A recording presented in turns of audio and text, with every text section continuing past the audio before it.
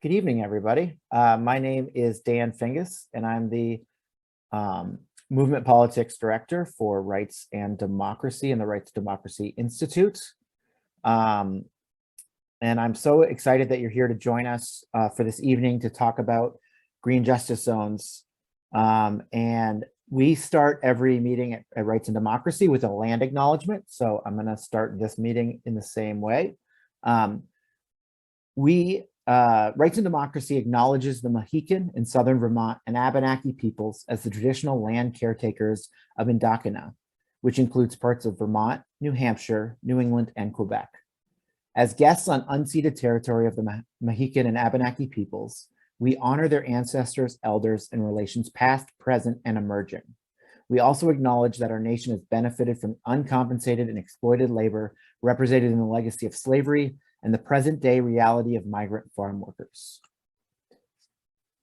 Thank you all. We're here tonight to learn about green justice zones and envision what positive changes we could make to our communities if we have direct democracy and true community decision-making in response to the greatest environmental and infrastructure issues our communities face. This evening, we will hear from regional leaders who are experts in the policy and process of green justice zones and have successfully started these zones in their local community. We will also have time for all of us to envision what green justice zones would look like in communities across Vermont. Before we get started, we want to do a short introduction of the two organizations who are hosting this event. Rights and Democracy, which we call RAD for short, was founded in 2015 on the theory of change that it takes people power year after year to make the kind of big, bold, long-term changes we want to see in this country. Part of that theory of change is that it takes grassroots and political infrastructure, in this case, a membership organization, to sustain the momentum necessary to do that work. RAD membership and staff work on issues that matter to our communities, organize for policy change at the local, state, and national level, and center those most affected in our campaigns and create the solutions that their communities need. Our members are from all walks of life, intergenerational, multicultural, activists, artists, organizers, but most importantly, passionate fighters for true social justice and meaningful change in our communities across the state. In the past 2 years, RAD has joined with organizations across New England to form Renew New England, and in Vermont, Vermont Renews. These state and regional coalitions are working towards intersectional solutions to the climate crisis that not only meets the crisis itself, but also does so in a just and equitable way. I now want to introduce Tasha Wallace, Executive Director of the Lamoille County Planning Commission, to share more about the Vermont Association of Planning and Development Agencies and the work that they do. Tasha? Oh, hey, Dan. Well, I hope I can follow up on that introduction. Thank you. So VAPDA is the Association of Vermont's 11 regional planning commissions. As many of you know, we don't have county government in Vermont other than the courts. So in the absence of county government, we are involved in almost every policy area in local communities, whether it's land use, transportation, emergency management, and for many small rural communities, we really serve, our planners and staff serve as the staff of the small communities because they don't have the capacity, they don't have planners on staff, economic development folks. And so we're really close to the municipalities. And at VAPDA, we're really excited about this green justice zones idea. And we're really looking forward to hearing about how this has been implemented in other areas and how we can kind of adapt and embrace these concepts for implementation in Vermont. And I think that's what I have to say, but I'm so pleased that there's so many people with us tonight. Thanks, Tasha. Yeah, it's really great to see this many people out on a pretty warm, nice Wednesday night in Vermont. So really appreciate all of your attendance. I want us to jump right in and respect the time that folks are giving us this evening. And so I'm hoping we can start to learn about green justice zones. And so I'd like to introduce Josh Kesten, the Policy Director for Renew New England, to educate us on the policy and process of green justice zones. Josh. Hi, can everyone hear me okay? I've been having some audio issues today, so I just want to make sure we're good. Cool. Please let me know if that stops being the case. So I'm, my name's Josh Kesten. I use he, him pronouns, and I'm calling in from my home state of Rhode Island, and so right now I'm actually on unceded Narragansett land, and so really excited to be here today. I genuinely believe that the Green Justice Zone model is, well, first of all, one of, I think, the most promising and hopeful things I've ever seen, and relatedly, I think it could really be one of the keys to addressing all of these overlapping crises that are just consuming the world right now. And actually, before I dive into the specifics, I'll just say that although I helped draft the legislation and I love the Green Justice Zone model, I did not come up with the idea. Monica Huertas, who's on this call and is going to talk after me, was the one who thought of the idea and developed it in her community. And not just that, you know, she has really been leading the charge in green justice zones for Rhode Island. And honestly, there would be no such thing as even the idea of green justice zones if it weren't for her and, you know, everything she's done for the movement. So all that to say that I can talk about green justice zones from the legislative angle, but, you know, the core of the idea and the development process, I'll leave to Monica to explain herself. Basically, just to dive right into it, Monica and I both live in Rhode Island, and I'm not sure how aware people in other states are about this specifically, but the shipping port in our capital city, Providence, is just an unbelievably severe environmental disaster area. It's pretty mind-bending how heavily polluted the area is. So we're talking like leaky fossil fuel storage sites, scrap metal yards, toxic chemical production, hazardous waste storage, like the list just goes on. And it's a huge part of the reason why kids who grow up near the port have some of the highest asthma rates in the entire country. And it's also a huge part of why one of the main reasons that kids in Providence miss school is because of super severe asthma attacks. And on top of that, you know, with climate change making storms stronger and more frequent, that whole area near the port is just an even bigger disaster waiting to happen. So I hope some of us remember what happened a few years ago when Hurricane Harvey just smashed into Houston, and all of the petrochemical facilities that got flooded and you know, started sending toxic chemicals pouring throughout the city, just poisoning people left and right, soaking into the soil, and you know, causing all of those unspeakably severe public health problems for just tens of thousands of people. And the sad fact is that that is the track that Providence is on right now, unless we clean up all of those hazardous pollutants immediately. So essentially, the Port of Providence is another classic example of environmental racism, and that actually is why this policy idea is relevant for rights and democracy as well, because of course it's not just in Rhode Island where we have sacrifice zones, and even the idea of the green even though the idea of the green justice zone emerged from Providence specifically, I think it's actually a very promising idea for addressing environmental racism really anywhere. So with that said, I'll just get into the specifics. So the idea is pretty simple. It boils down to two things.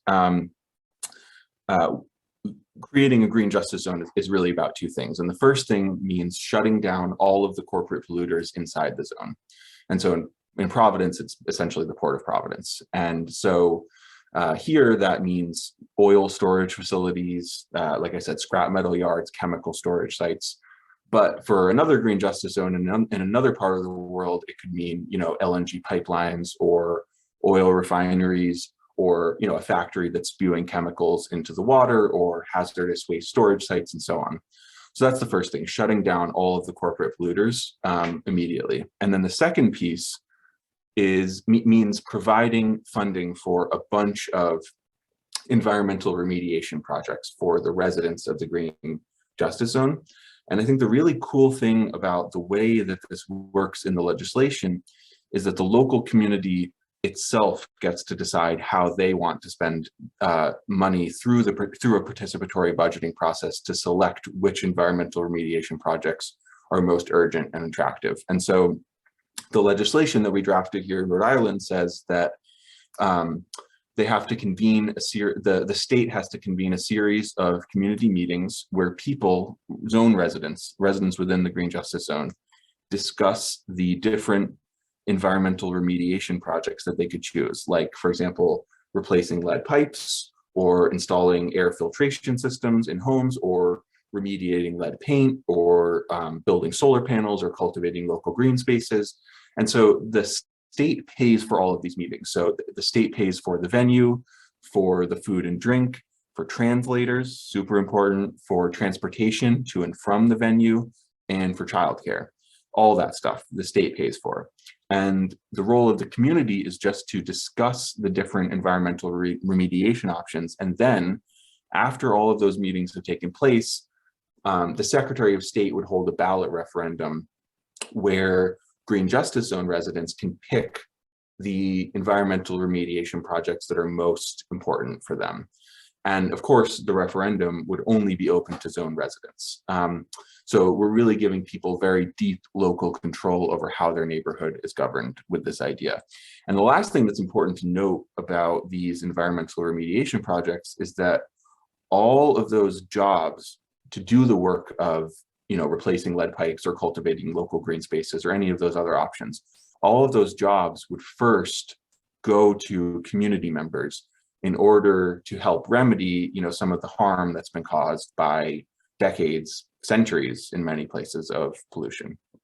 Okay, so speaking of jobs, we have to talk about the really important question of what happens to the people who currently work at who currently have jobs with the corporate polluters within the Green Justice Zone, who are going to have to shut down. Like, what happens to the workers of a local LNG plant, or like a scrap metal yard, or a hazardous waste storage site?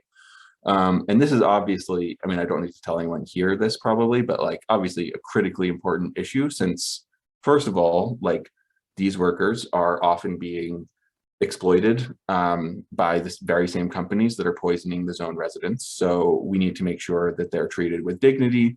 And also, second of all, we know that one of the main ways that giant polluters wage their propaganda war on people is by making bad faith, disingenuous arguments about frontline worker jobs and how transitioning away from fossil fuels will hurt those workers.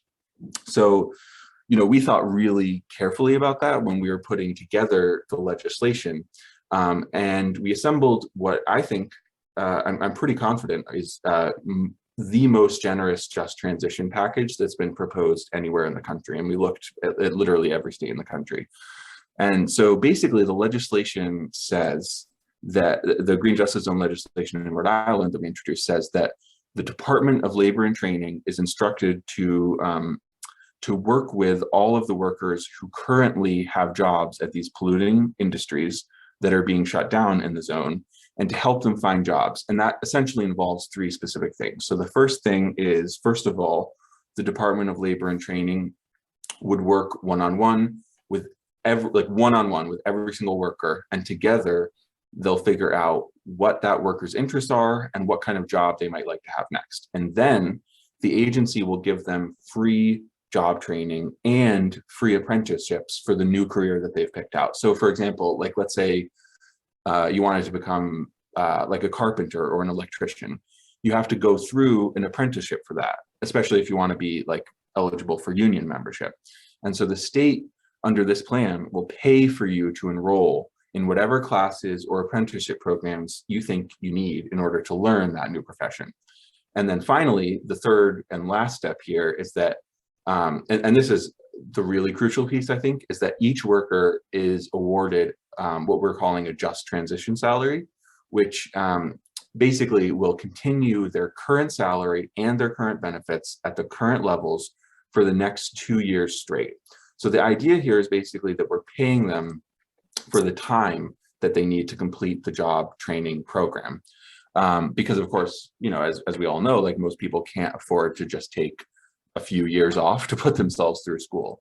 So not only are all the job training and apprenticeship programs completely free for the individual workers, but the workers are actually getting paid to participate in those programs, and they're keeping all their current benefits during that time as well.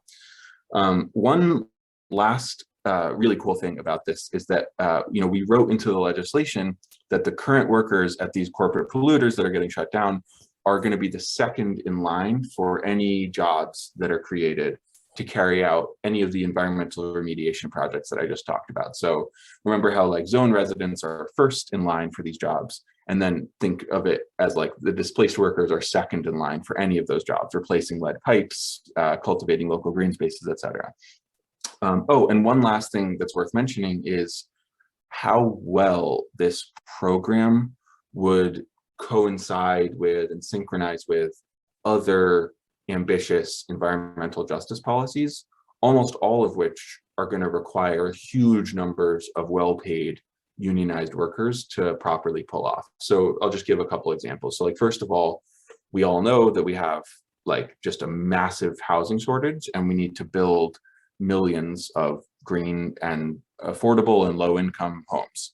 Another example is that we need to lay millions of miles of tracks of railroad to create like an actual regional mass transit system, so people aren't locked into driving private cars if they want to get anywhere. We also need to install millions of rooftop solar panels, et cetera, et cetera. And the point is that all of these tasks require so much work to actually pull off.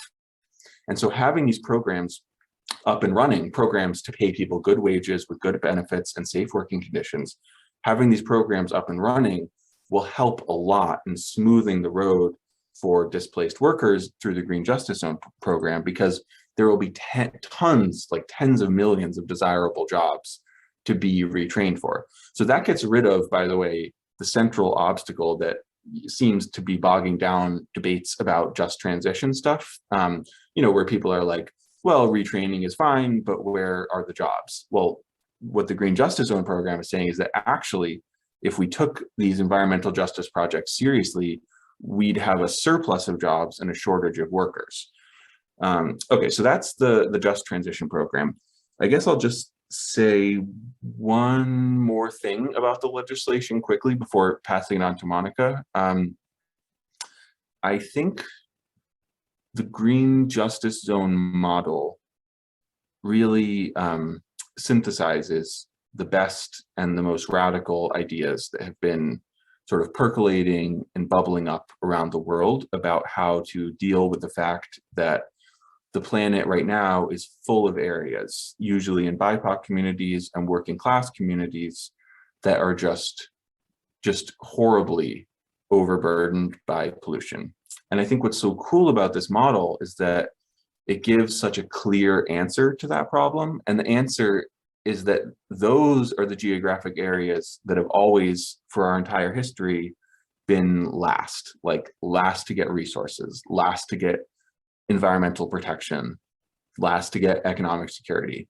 And what's so cool and compelling, at least to my mind, about the Green Justice Zone model is that it totally flips that on its head and says, no, actually, these communities need to be first in line. So for example, we know we want to replace all the millions, tens of millions of lead pipes that are strewn throughout the world, so everyone has clean drinking water. And the Green Justice Zone model says, let's start with the residents of these Green Justice Zones. Like, we want everyone to have green spaces. Great.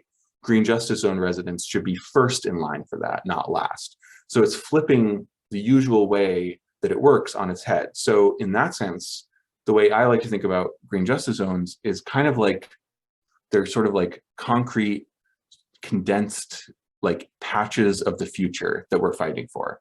So like the future we want is one where nobody drinks water from lead pipes and nobody breathes poisonous air, and everyone has collective control over their community.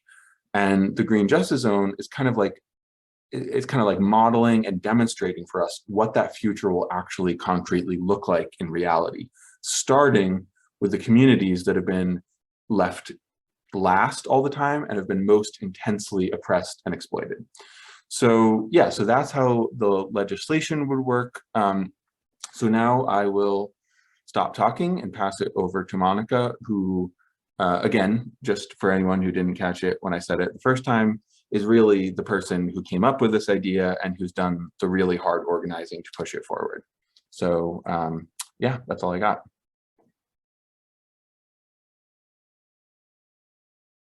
Hello, everyone. Thanks, Josh. Thank you for laying it all out. So I know a lot of folks are wondering, Monica Huertas, I use she, her pronouns. Thank you, Josh. You did an amazing job laying it all out for us.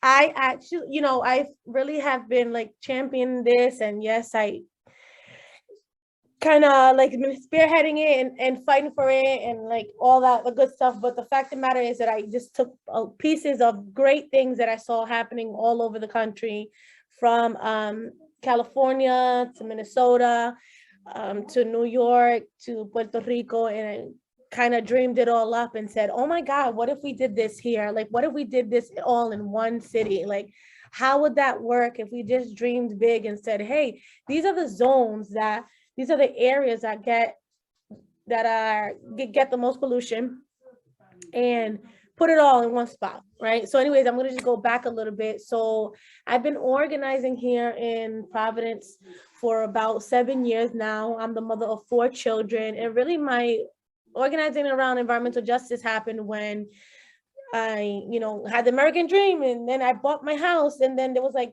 oh, you can't have a garden back there because you have to remediate the soil. I'm going to remediate the who?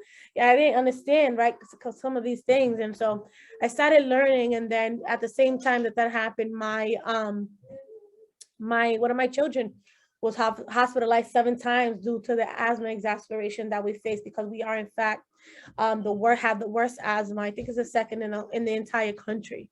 And so, and mind you, we're tiny. I don't know if folks are familiar with Rhode Island or with Providence, but we're tiny. We're the smallest state. And so it's like, are you for real? And so anyway, we've been organizing. And so you might ask, like, how did they come up with this, right? It's something that you really can't, it's good because it's easily copied, what's the word? You can copy it, right? In different places. But in order for you to copy it, you can't just copy and paste it, because you really have to have a deep understanding and have a deep development and community involvement with these. So we started here in Providence, where we created the climate justice plan. And so for folks who are not familiar, I think I'm gonna be able to drop it in the chat. I think I have pulled it up. It's called the Providence Climate Justice Plan. And it's really a plan where we got communities, people from all over the city, the most impacted, Black and brown folks, poor folks, and I'm gonna drop it in the chat. And we got them all together and we said, hey, what, you know, the city wanted to create this program where they invited a bunch of people of color to talk about our environment. And we was like, hold on a minute, you know, because it's not just about environment, right? It's like, how do you heat your home in the winter? How do you stay cool in the summer?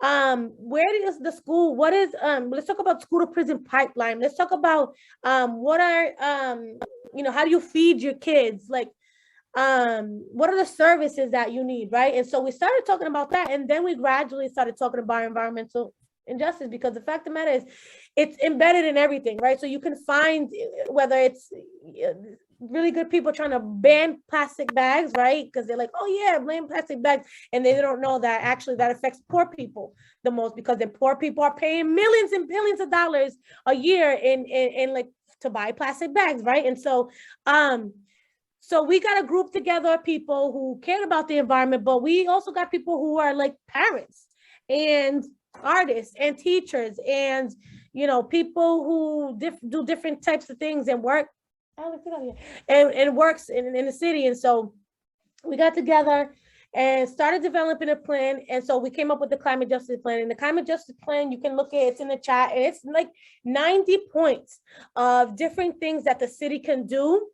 First of all, we actually, you know, we asked the city to acknowledge that that the city was built on stolen land, that it was built and it became an industrial and beautiful city off of the labor of enslaved folks, and then later on of migrant workers, of refugees, of or immigrants, right? And so then we said, okay, and these are the steps that you need to take as a city in order to mitigate that. And so we wrote 90 points, and you can see it in the climate justice plan, 90 points, where it says, okay, this has to, we need this, this, and that.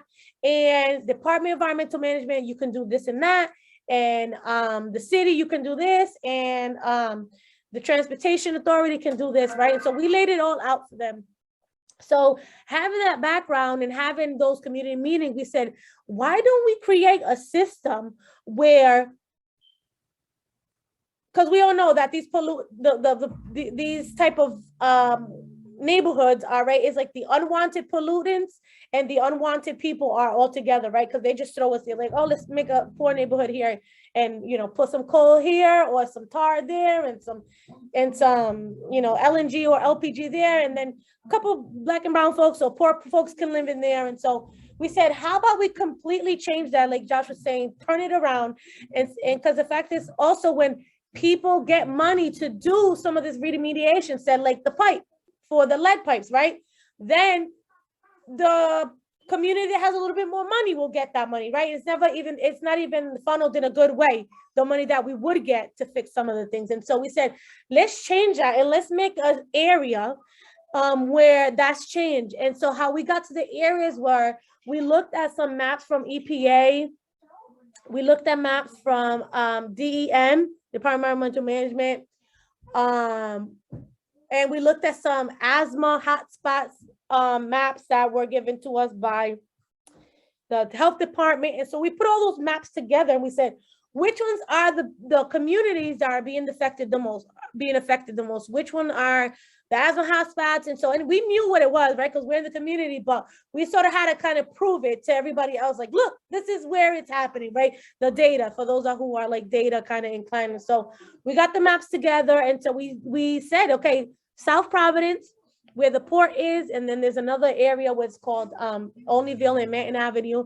And they have a lot of those old buildings that we have all over New England, where it's like you know, like nice brick buildings that were once factories, and then now like all these hipsters are like trying to convert into stuff, you know. And so they have those, and then they have like rivers and things like that going through them. And so they've been experiencing, like when it rains, they have the once in every 100-year floods, they'll have them every 5 years now, right? And so those are the communities that we identified. And so we said, so let's have the zones, and in these zones,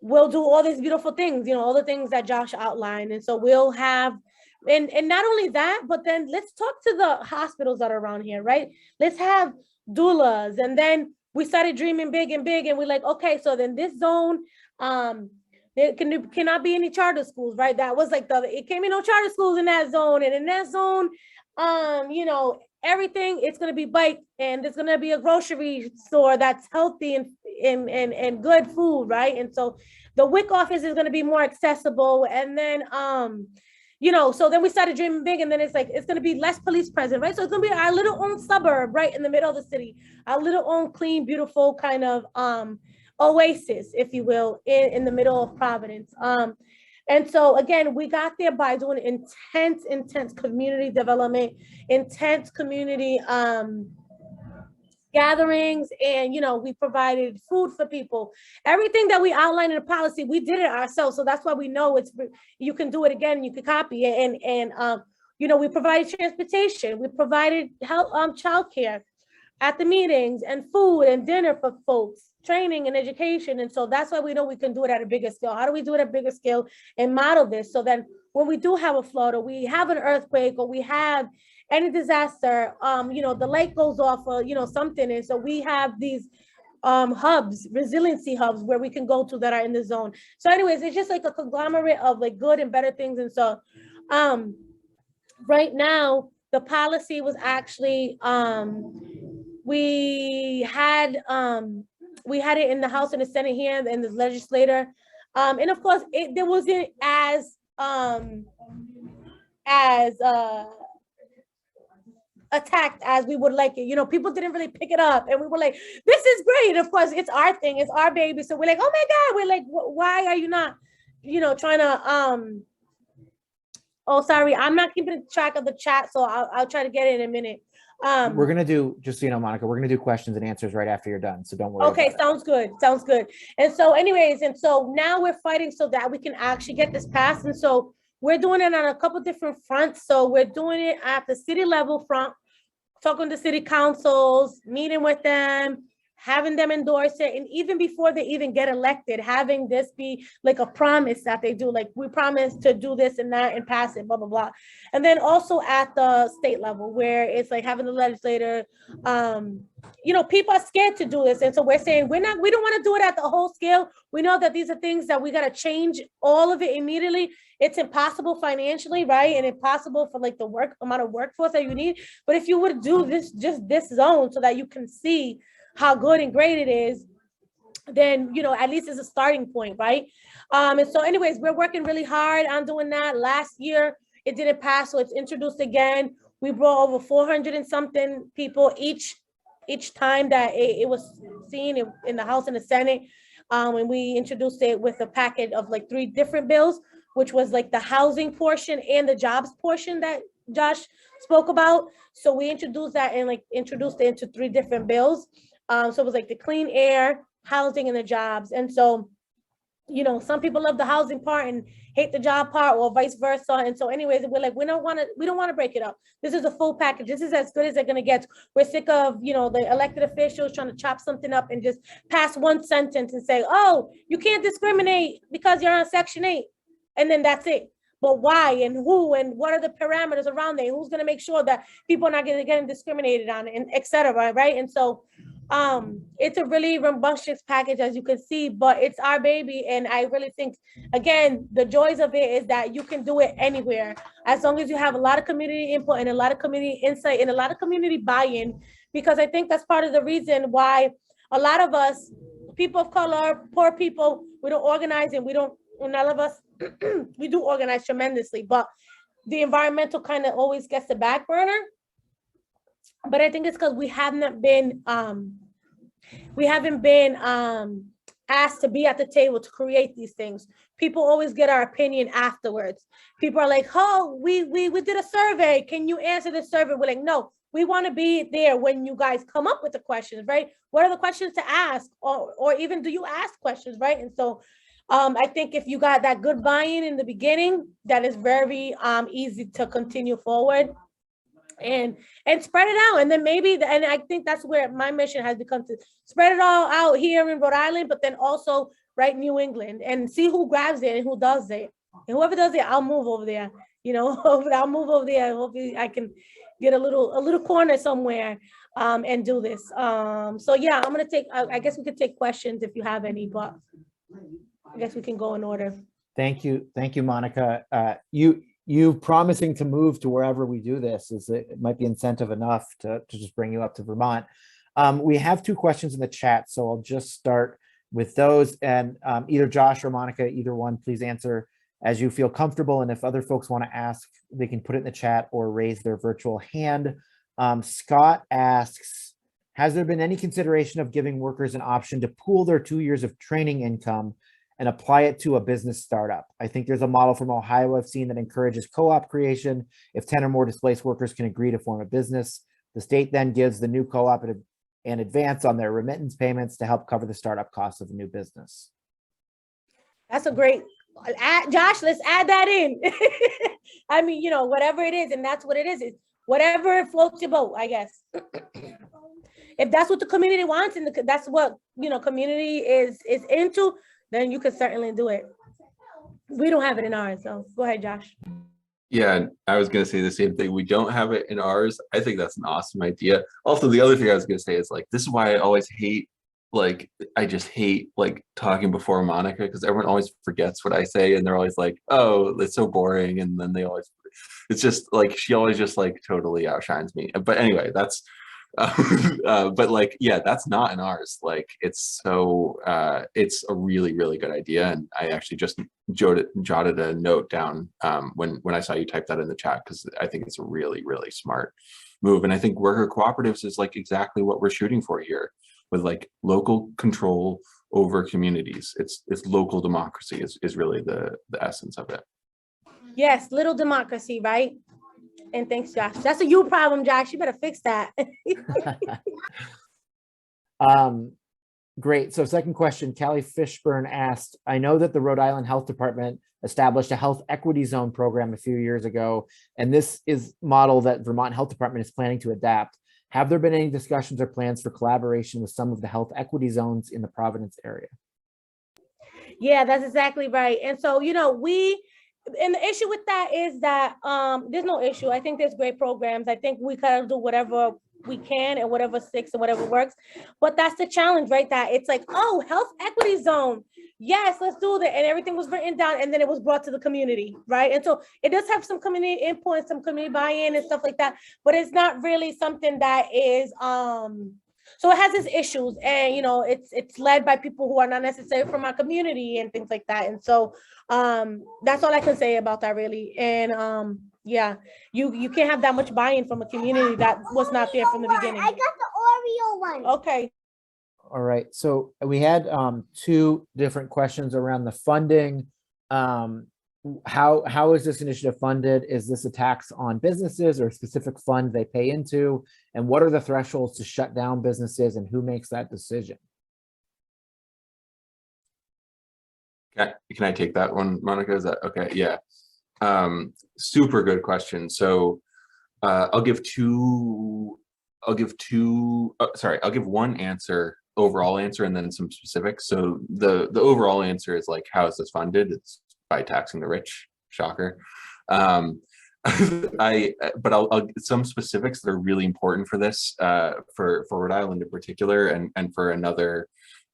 Yeah, I see that in the chat, Liz. It's good to see you again, by the way. I think the last time I saw Liz was on the panel for the job guarantee, so it's like right in line with that. But anyway,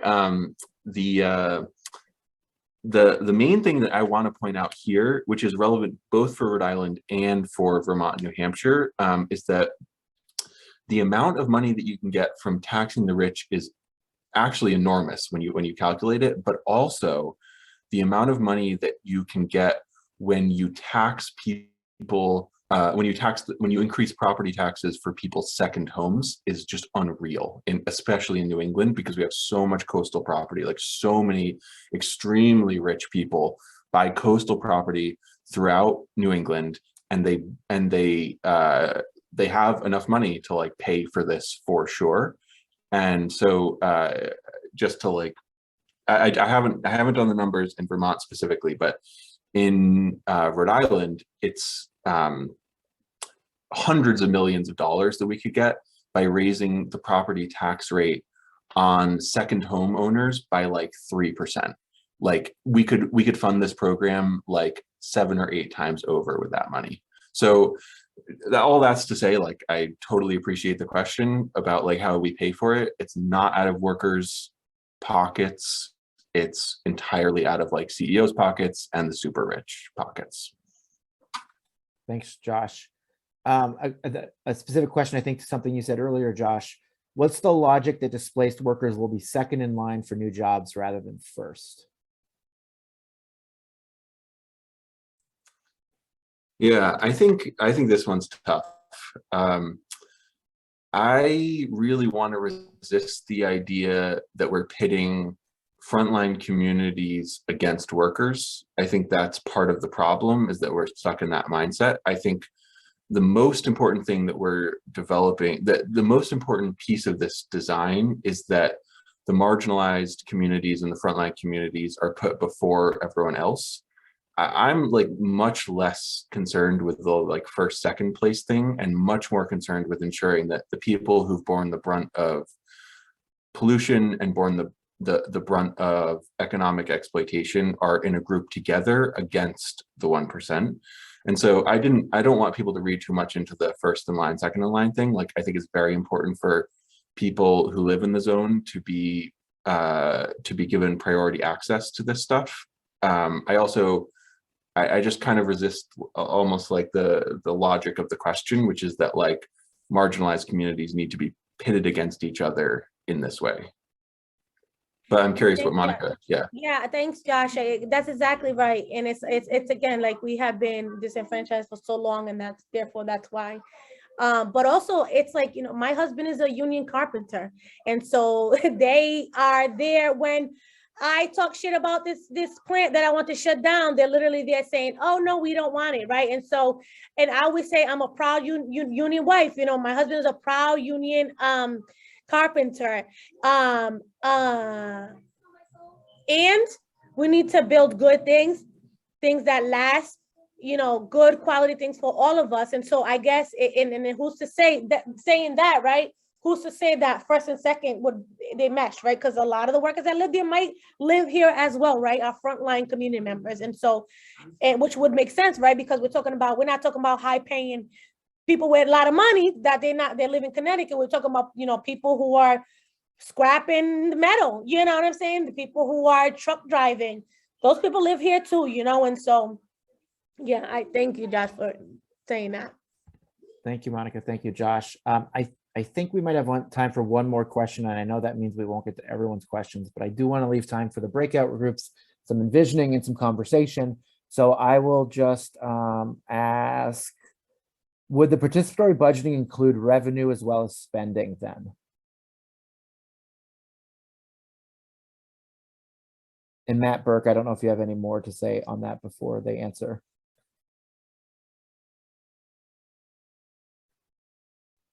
Thanks. Only that I see most of the participatory budgeting, the way it's put into practice is usually on the spending, and that's a great start.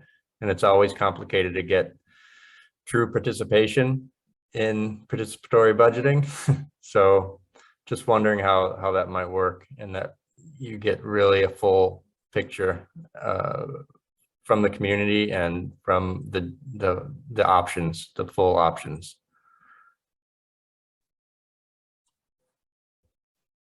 Do you want to take a first crack at this one, Monica, or do you want me to go? Cool. So I think that's a really good question. I think one thing I would say about, I think ideally the participatory budgeting covers both the revenue and the expenditures, but I do think there's an important complication to mention here, which is that the way, and this is like maybe like a little too technical in terms of like how we drafted the legislation here, but like the way it works is the state is funneling money to the zone, and the zone residents themselves are getting to spend the money. So it's not that the zone residents are like deciding how the state raises the money. That's the state's problem. Like the state has to figure out how, and when we calculated it, it's like $50 million for the whole program, like front to back. And like, and by the way, that's like, I know that sounds like a lot, but like in terms of like a state's GDP and like the amount of money that we could get from taxing second homes and the income of the 1%, like that's nothing. And so so the participatory budgeting process is primarily the way it's drafted right now about spending the money that the state gives to the zone. And that goes back to what I was trying to say about like flipping it on its head. Like the zone residents don't need to figure out like which tax to implement to like across the state to raise money for this. That's the burden of the state legislators who've been funneling pollution into this area for so long and now need to make up for, can I swear? Maybe I won't swear. To make up for all the stuff they've done. Thanks, Josh. I don't have anything to add, but I really want to add. I know you got to go, Dan, but I just really want this. It's important to in the breakout room so they can have all the information. And so it was really hard because we did it during COVID, but you know, it was in the middle of COVID and all these deaths and things going around us, especially with us in low income and people of color in homes. We were not even close. You know, we weren't close. Like they heard it. They had to hear us. We kept them up till 11, 12 o'clock at night or whatever, how long it was, right? And we was like we were like the thorn in their side, and we'll continue to do that. One of the things that worked, and this is So anyways, we did a lot of training, education, and educating folks in the community about what it was and what we were doing. If they didn't have an idea, most people had. And then Zoom helped a little bit because, people couldn't actually go from their homes, and then they have to bring their kids out and wait there and have their husband text you like, you still there, And so we had that advantage. And so they like hated Zoom and were like, no, we want to go full person, even though they're like, the state house wasn't even open. They're like, no, we want to go full person and full, right, and present, because they didn't want to provide those opportunities for us to testify via Zoom and everything like that. And I'm like, yeah, when you bring hundreds of people to testify and are there for hours and hours, and they're gonna get pissed. And so actually, they got so much shit for it because it was really just stirred everything that these people think about, that some of the legislators that promised to be champions for backed up. And they were even in one of our co-ops, where like a political co-op that we do on the side to like put good candidates, they even like turned their back on us. And so this is how political and how crazy this thing was. And so anyway, so you're gonna, there's gonna be backlash, but I think it's when you're on the right side of history, then you're not gonna back down. When this is gonna benefit so many people, and not just us, right? Not just in the zone, but everybody, a lot of people. And so, anyways, that's what I can say, and that's all. Well, thank you so much, Monica and Josh. Really appreciate the information. I said before that Rights and Democracy is part of Vermont Renews and Renew New England. Josh works with Renew New England. Monica does work down there. So we have a lot of access to these folks and a lot more great folks across the region. So this hopefully won't be the last time you'll be hearing from Renew New England and hearing information about this important initiative. I want to move us on to breakout rooms so we can have some conversations, discussions, and process a little bit about what folks have just heard. It's really a first step to start to think about what green justice zones could look like in our communities, and also figure out if there's specific questions that you all have about how could this actually happen in my community, and what are the things I don't know or I want to know before I start working on that. So we are going to have facilitators in all the breakout rooms. I want to thank Vermont Natural Resources Council, AFL-CIO, and 350 Vermont for having some volunteers help us with facilitating the breakout rooms. I'm going to throw the breakout room questions in the chat right now, so they're available for everyone, and your facilitator should have them as well. And we'll be taking good notes. I will say to facilitators, go where the conversation goes. We're going to spend 20 minutes in the room. If you can't get to all the questions, it's totally fine. Do whatever the group moves, and also try to have someone be ready to give a brief synopsis of some of the conversation that happens when we all get back together. So unless there's any real concerns, I'm going to move us all into breakout rooms. All right, see you all in 20 minutes. And if you're in room 6, I will be there to facilitate in just a minute. All right, just wait another minute as everybody comes back together. Want to save some time for some report back and make sure that we can hear what happened in some of the other groups. Luckily, hopefully your facilitators were all taking good notes, and so we'll be able to look at all of those and get a much fuller sense, but would love to hear some report backs. Is there a group that wants to go first? If not, I'll just call out groups in the order that you happen to be randomly numbered. Melanie Riddle, group 8. I feel like that's towards the end, so I'll go first. Go, let's do it. So we talked a lot about the issues, needs, and infrastructure that we were seeing in our communities. And the big theme was transportation, specifically looking at affordability or sidewalks, accessibility, crosswalk safety, basically transportation issues. And also access for community space within either a town or a community, so that people could gather and actually get to know each other, so that they could work on issues or talk about them or address them. Not every single small town has a really good space to do that. And then water and wastewater infrastructure, so that we could kind of, address some of the housing needs. And then that was followed up with affordable housing and, basically from a broad range of, can we make sure that there is affordable housing for all sorts of jobs within Vermont?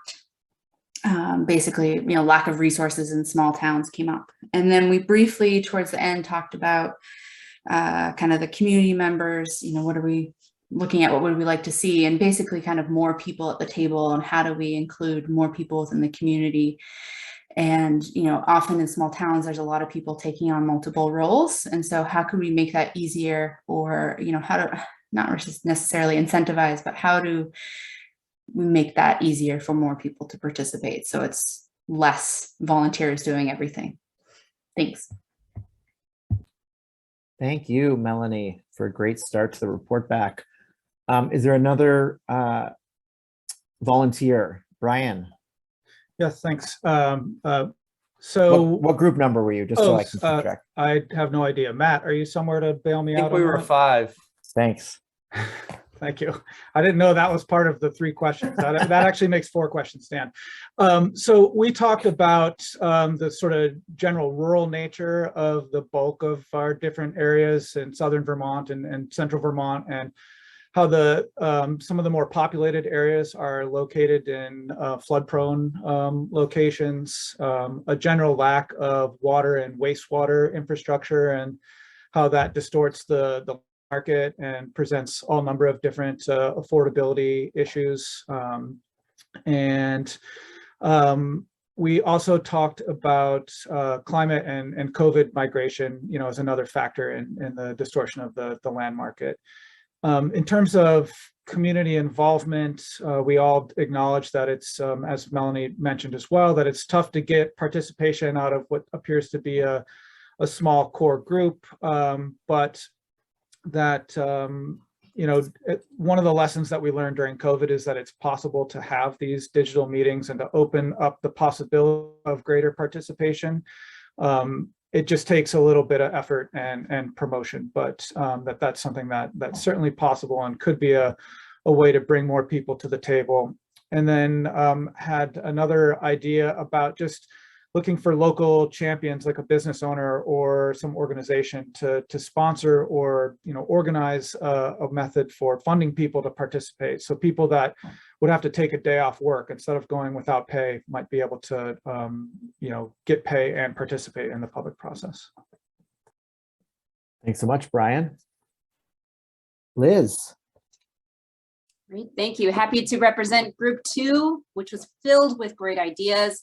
A lot of them have been already mentioned. We did bring up in terms of infrastructure, public transportation in the broadest sense of the term, including bike paths and ways to walk and access areas that are not just for cars. And we talked a lot about how there is a great need to improve our housing stock, and also, relocate potentially or have safer residences for those who are concentrated in flood zones. And our housing stock is notoriously old and needs a lot of weatherization and to be brought up to code. And we also recognize that there are quite a number of small mobile home parks too that need to be part of this equation. And we also discussed how there's a lot of toxic materials in these homes too, in terms of lead paint. And in terms of how to actually get community members involved, we talked about various ways to tap into already organized communities and create new organized communities. So, actually going out there and doing the outreach, having things like potlucks, which I think is very Vermont-esque and true, that brings people together. Churches and schools are gathering places in our communities. We can also tie that in with, ways for people who have a harder time, maybe getting out into the community through questions and surveys. And we can also build partnerships with communities that we want to involve you know, communities that are providing community health services and prevention specialists were mentioned, for instance, or, you know, undocumented workers were mentioned a number of times because they deal with a lot of agricultural pollution. You know, we could reach out to organizations like Migrant Justice to include their voices. And just as the room was closing, there's mention of community builds, which are a way to bring people together on an actual work project and, you know, learn as they're doing. And apparently there's some really exciting examples of that in Bellows Falls. And and we also mentioned that it is somehow very hard in Vermont to tax the rich, though we absolutely need to do that. I guess there's a lot of second homeowners here, but that's pretty much a good summary, and I'll let anyone from my group chime in if I missed anything. Thank you.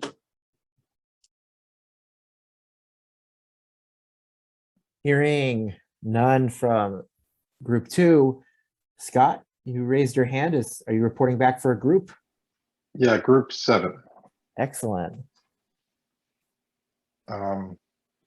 Yeah, so I just wanted to say we talked a bit about the culture shift within our own organizations that you know, would need to happen to go to the community sort of with a humility and first ask them how they want to do things and how they want the process to run, instead of just going with a sort of prescriptive mandate from the state or from, you know, some grant funding. And then also about how the conversations may not necessarily start off with the things that you know, are the sort of environmental issues with environmental justice. So there may be some triage that needs to happen first, or getting people out of the floodplain before worrying about what, you know, is in the river water. You know, and the entire process might take longer than we sort of thought.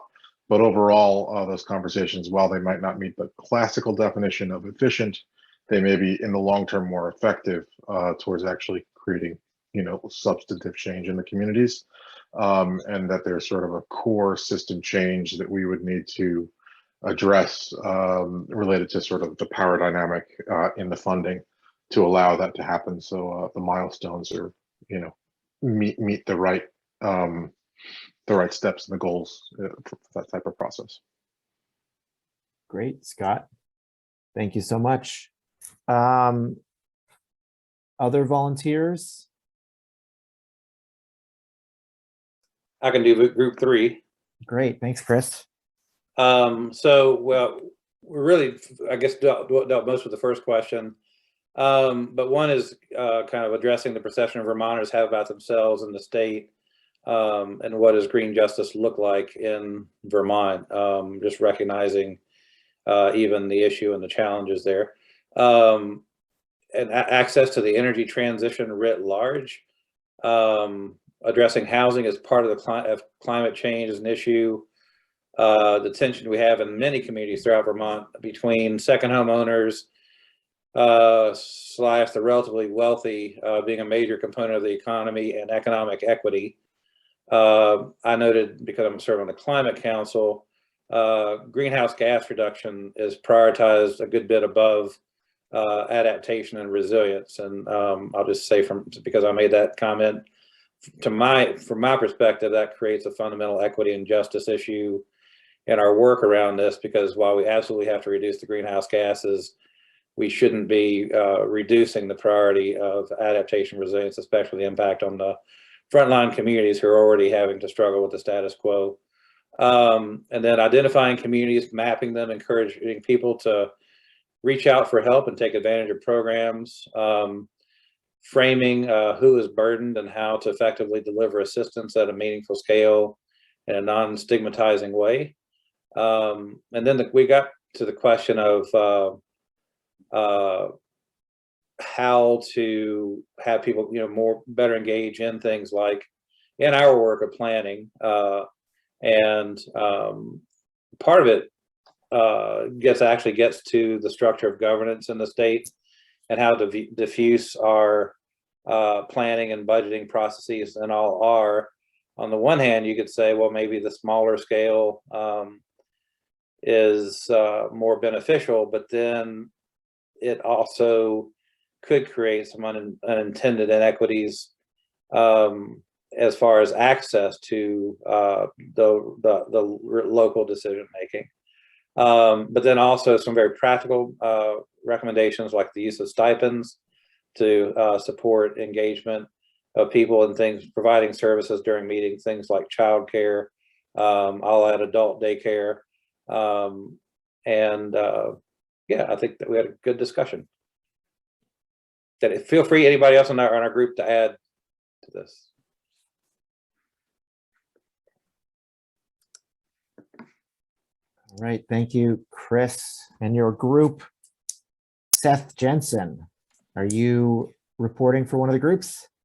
Yep, so reporting for group one, there were 2 of us and we both worked for regional planning commissions. So it was perhaps a narrow perspective, but you know, on the question of engagement and engagement tools, you know, we kind of talked about specifically from the regional planning commission role of providing support to municipalities, meaning that usually means support via the select board or trustees, and support on, you know, municipal budgeting and municipal issues. And I think we both acknowledge that these issues are broader than that, that there's community development issues and other things that are important when you're having a conversation about environmental justice. In our role, most of the time, that would be, you know, only it would mostly be community development projects so there's a need to kind of bring in broader voices sometimes to address some of the issues that we're talking about.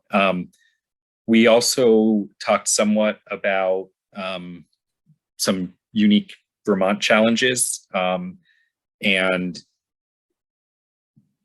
with you know, our larger villages and downtowns largely in the floodplain and our smaller ones without wastewater.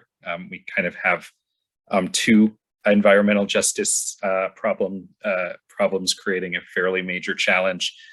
And one item that I mentioned related to that is there's a workforce issue of some of the tools for flood mitigation and flood proofing, as well as some of the newer technologies that can help with rural wastewater.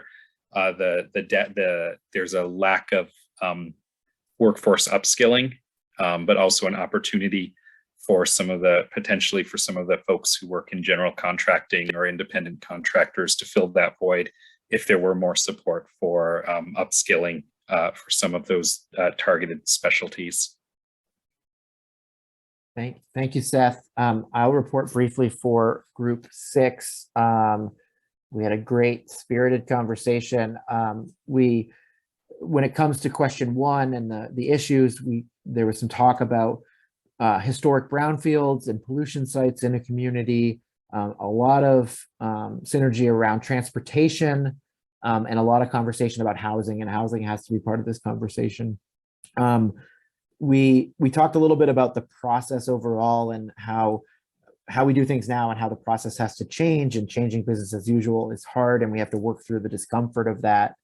And then there were also a lot of questions, I think, thinking about how we make green justice zones a reality, around the funding, the piece, also whether businesses would be interested in being in these green justice zones or whether they would just locate just outside of them. How does this policy work with the potential new environmental justice legislation, S148? How does it work with EPA's Justice 40 tool and some of their other screening tools that they already have? And like how, just kind of the nuts and bolts of how it would work. So quite a few questions in our group. And I think the last group is Greta. Did you have your hand up for a second to present for the last group? I did, but you said a lot of what I was going to say, Dan. So I think this is going to be largely familiar to what folks have already said at this point, but we had a great conversation, and housing, transportation, and just engaging folks in general was a lot of the basis of our conversation. We also talked about the Justice 40 initiative and how we can do this work without reinventing the wheel. But ultimately, I think a lot of what it comes down to is compensating folks for their time and what would it mean for community leadership. And a lot of times it means paying people to give their input and their opinion and their lived experience. And so that was a lot of the conversation that we had as well. And we had good representation in the same way to what you were just saying, Dan, from the brownfields remediation perspective, from folks who are doing on the ground work around housing and community engagement, and just, you know, what would it look like to bring more people into the conversation? And a lot of the times it does come down to compensating them for their time and energy and their contributions. So yeah, it was a great conversation. Thanks so much, Greta, and everyone who just reported back and everyone who really engaged in these conversations. This is just the start of a conversation. I think there's probably a lot of energy and thoughts and ideas around it, but also a lot of questions about how we can make this a reality in Vermont. So I think we're all probably sitting in that place of wanting it to be done right away, but also knowing that we need to still figure a lot of things out. So I want to make sure that everyone knows that we're going to continue this conversation. We're going to have continued opportunities. I want to offer up, if there are specific parts of the state or folks from agencies or groups that want to have further conversations about this, that we are definitely open and ready to have those conversations. My email is pretty easy for anyone who might need it, dan@radvt.org. Anyone and everyone is welcome to use it. We also have a Green Justice Zones petition. It's a very basic, like, this sounds like a good idea petition. It's a way to get you on our mailing list, so that way, as we have new events or we're having discussions, sharing articles, that kind of stuff, you'd be on that. We aren't going to send you something every day or probably every week, but if you'd like to be caught up on what Rights and Democracy is doing for Green Justice Zones, that is a way to do it. I want to thank VAPDA once again for co-hosting this event. And the way that I will thank them is by not trying to say what their full name is again, because it's very difficult for me for some reason, but appreciate VAPDA being with us. Tasha Wallace for introducing VAPDA, Chris Campany for working and planning this event with us. Also want to thank again the Vermont AFL-CIO, Vermont Natural Resources Council, and 350 Vermont for helping out with volunteering for facilitators, along with Matt Burke. Thank you very much. That help was really crucial to making this successful. And with that, we are finished for the evening. I really appreciate you all staying till 7:30 and a little past, and I hope you all have a wonderful night. Thanks for facilitating us, Dan. Thank you.